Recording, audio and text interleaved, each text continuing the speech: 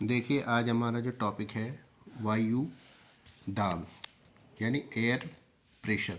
वायुमंडल में जो पाए जाने वाली विभिन्न गैसों एवं तत्व ये भौतिक पदार्थ हैं। इनमें भार होता है और भूपृष्ठ पर वायुमंडल के दबाव या भार को वायु दाब कहते हैं। वायु दाब क्या होता है? जो सूर्य हमारी पृथ्वी पर सूर्य आता है और उससे हमारी पृथ्वी पर होने वाला तापमान, वो उससे मिलने वाले उच्च दाब और निम्न दाब के मिलने के कारण ये वायु दाबीय प्रेशर बनता है। तो पृथ्वी की सतह पर प्रति वर्ग किलोमीटर क्षेत्र पर यानी जो वायु का दाब है वो 2.7 किलोग्राम होता है। जो सामान्य रूप से वायु दाब को मापने के लिए 14 बैरोमीटर्स का प्रयोग किया जाता है।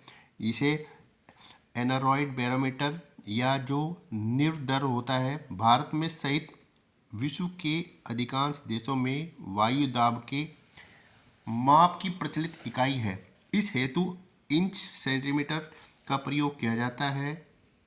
वायु दाब जलवायु का एक महत्वपूर्ण तत्व है जो तापमान एवं वर्षा को प्रभावित करता है तथा पवनों की को नियंत्रित करता है। इसी के संदर्भ में हमारे वायु दाब को प्रभावित करने वाले कुछ कारक हैं। जैसे नंबर 1 होता है तापमान।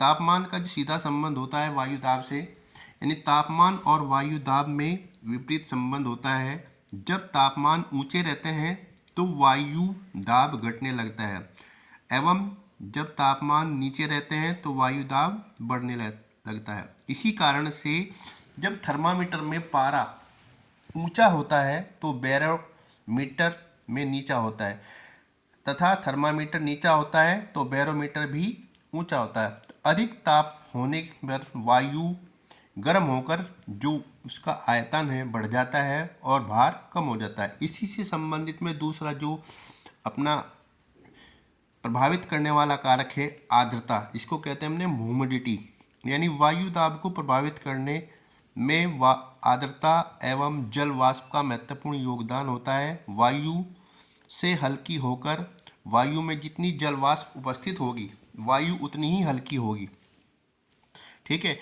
उसका दबाव भी कम होगा और शुष्क वायु दाब एवं आर्द्रता की तुलना में उसमें भार अधिक होगा। स्थल एवं शुष्क वायु प्रदेशों के कारण वायु दाब अधिक रहता है, जबकि सागरों पर अधिक नमी के कारण वायु दाब कम पाया जाता है। इसी से संबंधित दूसरा जो हमारा है ऊंचाई। ऊंचाई का संबंध भी सीधा वायु दाब से होता है, यानी ऊंचाई बढ़ने के साथ साथ वायु दाब कम होता है और ऊंचाई घटने पर वायु दाब में निम्नता पाई जाती है। इसी से संबंध में समुद्र तल पर वायु दाब सबसे अधिक और वायु की समस्त ऊपरी संस्तरों या परतों में उसकी ऊंचाई बढ़ने के साथ वायु दाब भी कम होता है। जैसे उदाहरण के रूप में सामान्य रूप से समुद्र तल पर वायु दाब 1013.25 मिलीमीटर रहता है, वहीं 300 मीटर की ऊंचाई पर 976.5 मिलीबार रह जाता है और यही वायु दाब 5500 मीटर की ऊंचाई पर घटकर 506 मिलीबार रह जाता है। इसी ऊंचाई पर ऑक्सीजन की कमी हो जाती है जिससे सांस लेने में हमें दिक्कत होती है। तो अब देखिए दूसरा चौथा जो हमारा पॉइंट है पृथ्वी की दैनिक गति, यानी पृथ्वी का दैनिक से भी सीधा वायु प्रेशर से सीधा संबंध है, जो कहीं ना कहीं पृथ्वी की दैनिक गति और वायु दाब को अत्यधिक प्रभावित करता है। कि घूमती ही पृथ्वी हर वस्तु को अपनी ओर आकर्षित करती है। जैसे उदाहरण के रूप में देखिए आप भूमध्य रेखा पर अधिक गर्म हवाएं ऊपर उठकर ठंडी होकर 30 डिग्री से 35 डिग्री के अक्षांश पर आती है और पृथ्वी अपने घूर्णन क्रिया के कारण उप ध्रुवीय क्षेत्रों में पवनें मध्यवर्ती और अक्षांशों में नीचे उतरती है। तो इसी संबंध में पांचवा जो पॉइंट है हमारा है वायु दाब का दैनिक परिवर्तन। दैनिक परिवर्तन से अभिप्राय है दिन और रात की अवधि, यानी वायु दाब ये मंडलीय होने के कारण जो परिवर्तन होते हैं, जैसे दोपहर में ताप अधिक प्राप्त होता है, सुबह कम ताप प्राप्त होता है और शाम को और फिर कम हो जाता है। तो इसी से क्या होता है बैरोमीटर की जो प्रेशर है उसी से अकॉर्डिंग मापा जाता है।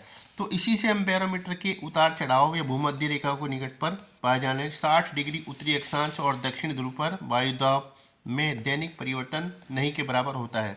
तो ये क्या थे हमारे जो प्रेशर को प्रभावित करने वाले कारक।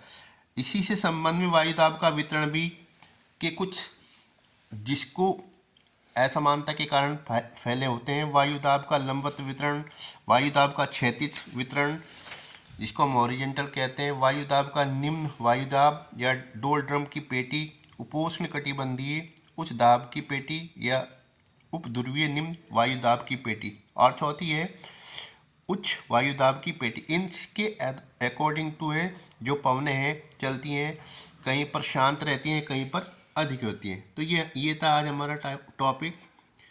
Thank you.